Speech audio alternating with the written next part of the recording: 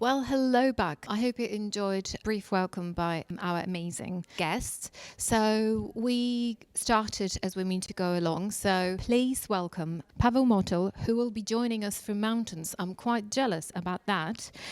He's the managing partner of ICAN Leadership Lab, and he's going to talk about responding to massive Black Swan events and the role of leadership. So please give a warm welcome to Paweł Motyl. Hello, good morning, everybody. I'm super happy to be with you. As you can see, I've been exercising my social distancing in the wonderful Polish mountains. And I would love to take approximately 20 minutes of your time to share some insights on the role of the leaders in this situation we all are in. So let's start with Black Swans. So this expression was introduced to business by Nassim Nicholas Taleb in his highly recommended book, Black Swan, Impact of the Highly Improbable. And black swans are defined by Mr. Taleb as low probability, high impact events that catch us by surprise, and usually we are unprepared for them. They might be either the things we were unable to predict or the ones that we found so improbable that we really did not prepare. Now, what we see today is a typical black swan situation. Yes, we've heard about pandemics. Yes, we've heard about things happening in China, in Wuhan, but we did not really thought it's going to be that massive, that huge, that impactful on the entire world on the global scale. Now, by the way, you might remember this press conference from Donald Rumsfeld back in 2002 when he used this funny expression. Let me quote him. He said, there are known knowns, things that we know. There are also known unknowns, things we are aware that we don't know. But there are also unknown unknowns, things we don't even know we don't know. Well, people were not that positive commenting on this quote. Some of them said that Rumsfeld used English language in a pretty strange way. But in my opinion, he was absolutely right. Because in whichever business you are, whatever sector is your business in, you are facing on daily basis, each and every time, all three situations. You've got plenty of known knowns around you. There are things that you are aware you don't know them, but there are also black swans, unknown unknowns, things that you are unprepared for. Now, why I am mentioning black swans as the introduction to the role of the leaders in the current situation?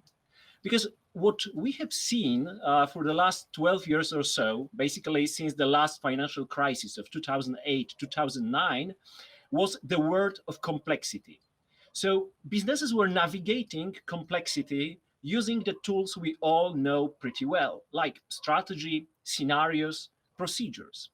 But with unknown unknowns and COVID-19 pandemics, we moved from the world of complexity into the one of ambiguity, in which these all good tools like strategies, procedures, or scenarios do not work as well as they used to. Now, the thing that is absolutely fundamental when you face a black swan and ambiguity is how agile you are. Because you cannot navigate the world with a strategy if the world changes on a daily basis and each new day brings new facts, new information, new challenges that you have to face. Now, the more agile you are, the better you are. So we have to forget about strategies for some time. We have to forget about long-term planning because no one knows how long it's going to take. If it's going to get better in a week time, couple of weeks, couple of months, half a year, no one knows that. So let's be truly agile. Now, how to get there? There are like 5 elements that are absolutely critical if you want to introduce agility in whatever you do. So first of them, in the situation of black swan, is a crystal clear and timely communication with your key stakeholders. So think about your clients. Think about your business partners, suppliers. Think about your employees. Think about your local communities, maybe. Think about your shareholders or owners of the company and maintain a perfect communication with them because the information flow nowadays is more important than ever before. If situation is changing that fast, only maintaining crystal clear communication will give you advantage over the other ones. Then secondly, with such a pace of changes and so many things requiring our attention, uh, you have no chance to track everything by yourself. You have no chance to monitor everything by yourself. So what becomes critical, the second element, is empowerment. You need your team. You need people who are closer to certain stakeholders. You have to make them fully involved, fully included in whatever decisions you make. And again, communication with them will be of critical importance. Then third element, naturally, is teamwork. If we say about involving people, including them in decision-making processes, if you want to make them our sources of information on what's happening around in this hectic world, then you need genuine teamwork. Now, we know that very well, that a group of people is not a team.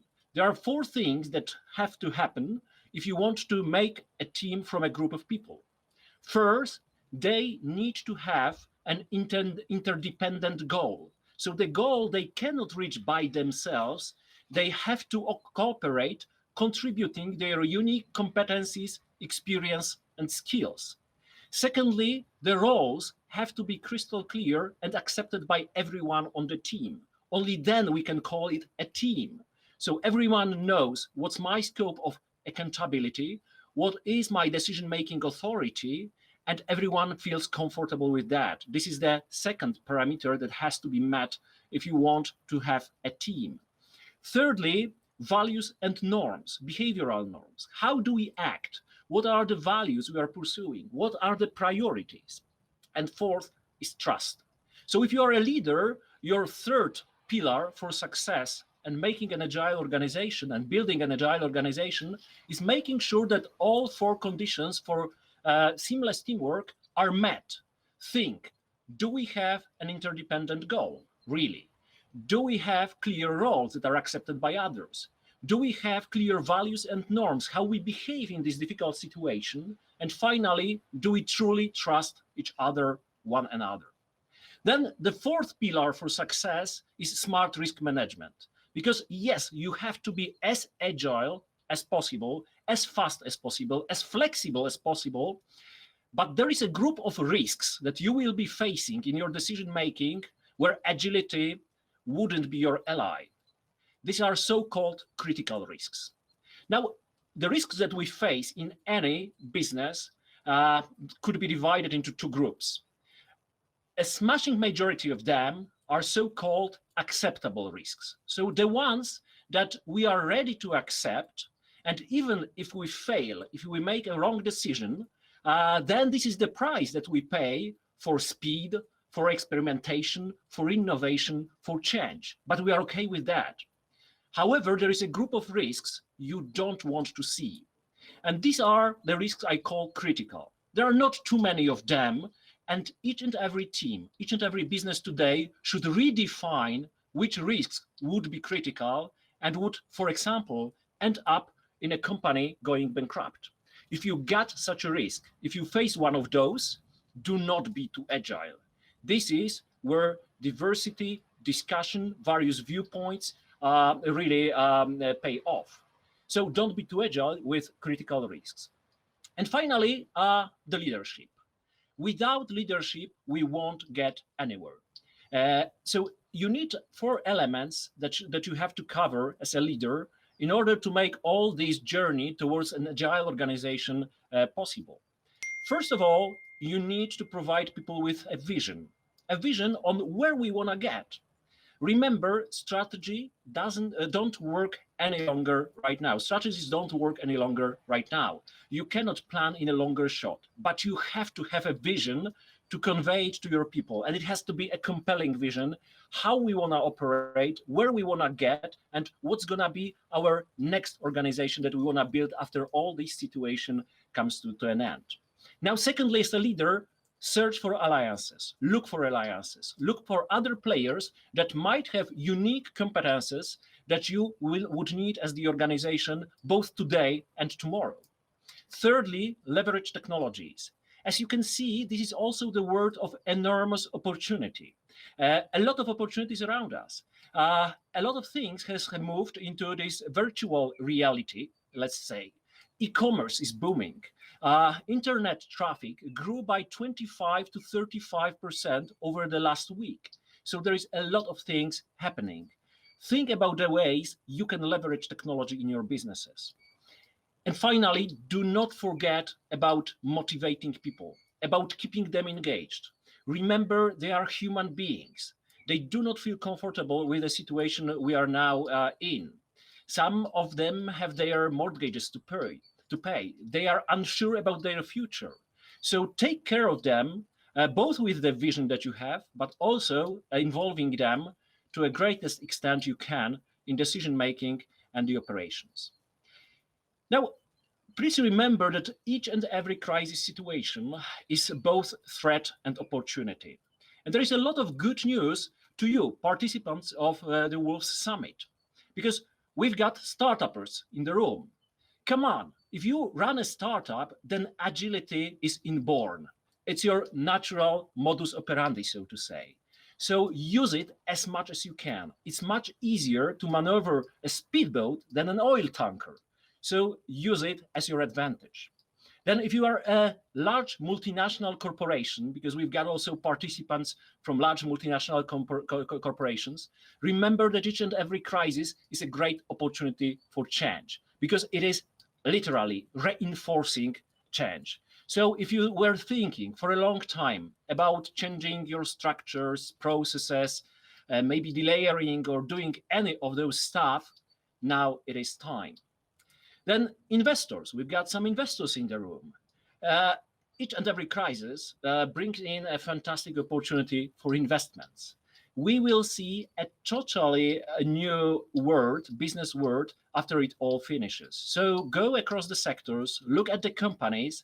I bet there will be some opportunities for mergers and acquisitions. And if you are from governmental agencies or NGOs, this is the time when you are really necessary to fuel the cooperation between all these partners, facilitating the processes and ensuring that the synergies are really, really leveraged here. Now, let me finish with a short joke, actually, a short story that shows, just in a nutshell, how agility should work. And that's a story of two tourists who worked for their trekking journey in the Rocky Mountains in Canada. A wonderful wilderness, no people, no civilization whatsoever. And after several hours of a heavy trek on day one, it is evening. They set up their tent and they are preparing to sleep. They go into their sleeping bags. And when they are falling asleep, suddenly there is a mighty roar that can be heard just next to their tent. It's a grizzly bear.